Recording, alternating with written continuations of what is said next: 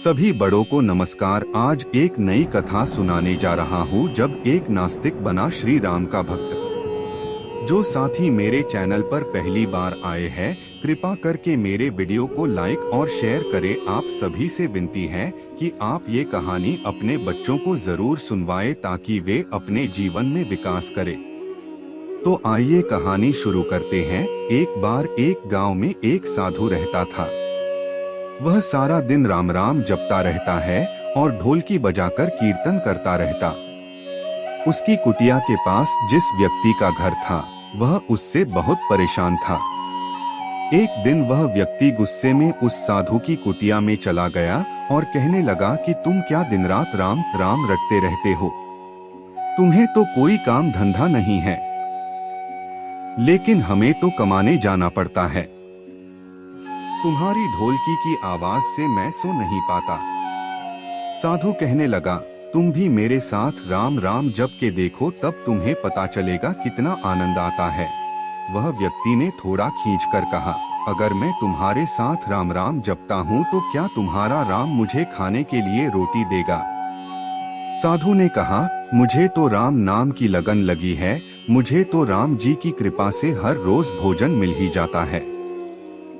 तुम भी राम राम जप के देख लो, मुझे भरोसा है मेरे राम तुझे खाने को जरूर देंगे।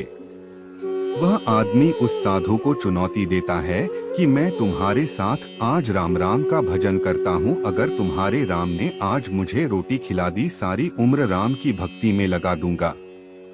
अगर नहीं खिलाई तो तुम ढोलकी बजाना बंद कर दोगे। साधु कहता है कि मैंने तो निष्काम भाव से प्रभु राम की भक्ति की है, लेकिन फिर भी मुझे तुम्हारी चुनौती मंजूर है। वह व्यक्ति साधु के साथ बैठकर राम राम का जाप और कीर्तन करने लगा, लेकिन उसके मन में कुछ और ही चल रहा था। उसने मन में निश्चय किया कि चाहे कुछ हो जाए मैं आज भोजन नहीं करूंगा। देखता हूँ इसका राम मुझे कैसे भोजन कराता है। राम राम का भजन करने के बाद वह सोचता है कि अगर अब मैं घर जाता हूँ तो मेरी माँ और बीवी मुझे खाने को कहेंगे और मुझे खाना खाना पड़ सकता है। लेकिन मुझे साधु को चुनौती में हराना है, जिससे इसकी ढोलकी की आवाज से मुझे मुक्ति मिल जाए। इसलिए वह घर जाने की बजाय गांव के समीप जो जंगल था वहां चला जाता है। जंगल में एक पेड़ पर चढ़कर बैठ जाता है। वह सोचता है कि मैं सारा दिन इस पेड़ से उतरूंगा ही नहीं और अन्न का दाना भी नहीं खाऊंगा। इस तरह मैं साधु को हरा दूंगा और उसका ढोलकी बजाना बंद हो जाएगा। उम्मीद है आपको कहानी पसंद आ रही होगी। कृपा करके मेरी वीडियो को लाइक शेयर कर दे और मेरे चैनल को सब्सक्राइब कर दे। अब आगे की शेष कहानी सुनिए। कुछ देर बाद उस जंगल से एक बंजारों की टोली गुजरती है। उन्हें भूख लगी थी, इसलिए बंजारों का सरदार कहता है कि आग जलाकर यहीं पर खाना बना लो। अब खाना खाकर ही आगे बढ़ेंगे। अभी खाना बनकर तैयार ही हुआ था और बंजारे खाना खाने ही लगे थे कि इतनी देर में बंजारों को सूचना मिलती है कि पीछे से डाकू आ रहे हैं। बंजारों का सरदार कहता है कि हमें यहाँ से चले जाना चाहिए। डाकू हमारा सब कुछ लूट सकते हैं। वे बंजारे खाना वहीं पर छोड़कर चले जाते हैं। वह आदमी पेड़ पर चढ़ा सब कुछ देख रहा था। कुछ समय बाद डाकू वहां पहुंच जाते हैं। भोजन को देखकर डाकू कहते हैं कि खुशबू तो बहुत अच्छी आ रही है, लेकिन यह भोजन किसने बनाया? बनाने के बाद खाया क्यों नहीं? कहीं किसी की चाल तो नहीं हमें फंसाने की? एक डाकू कहता है कि सरदार, हो सकता है इस भोजन में जहर हो। उसी समय डाकुओं के सरदार की नजर पेड़ पर बैठे व्यक्ति पर पड़ती है।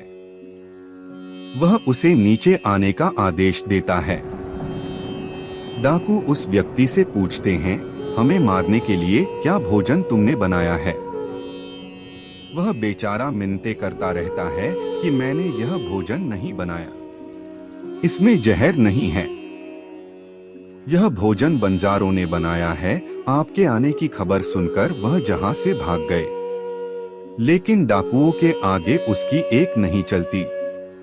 डाकुओं का सरदार कहता है कि तुम्हें यह भोजन खाकर दिखाना पड़ेगा, क्योंकि हमें संदेह है कि तुमने ही यह भोजन बनाया है और इसमें जहर मिलाया। अब तुम ही सबसे पहले यह भोजन खाओगे। उसे साधु को दी हुई चुनौती याद आ जाती है और वह जिद पर अड़ा रहता है, मैं यह भोजन नहीं खाऊंगा, किसी कीमत पर नहीं खाऊंगा। डाकुओं का शक और गहरा हो जाता है। वे चाकू उसको हथियार दिखाकर कहते हैं, तुझे यह भोजन खाना पड़ेगा, नहीं तो जान गंवानी पड़ेगी।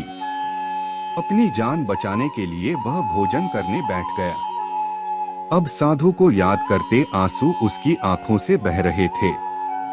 उसने कहा था कि मेरा निश्चय है कि राम नाम जप लेगा तो राम तुझे भोजन भी देंगे। उसके भोजन करने के बाद डाकुओं ने उसे छोड़ दिया।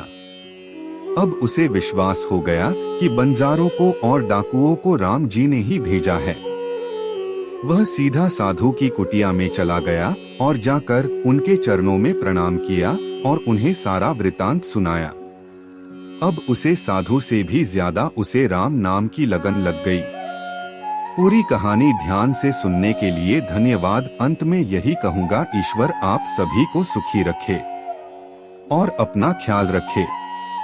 उम्मीद है कि आपको यह कहानी पसंद आई होगी। आपका कोई भी सुझाव है तो मुझे कमेंट में कह सकते हैं। कृपा करके आप मेरे चैनल को सब्सक्राइब करें और मेरी वीडियो को लाइक करें, ताकि मुझे धार्मिक वीडियो बनाने का हौसला मिलता रहे और आप सबका प्यार भी मिलता रहे। कृपा मेरे चैनल को सब्सक्राइब करें।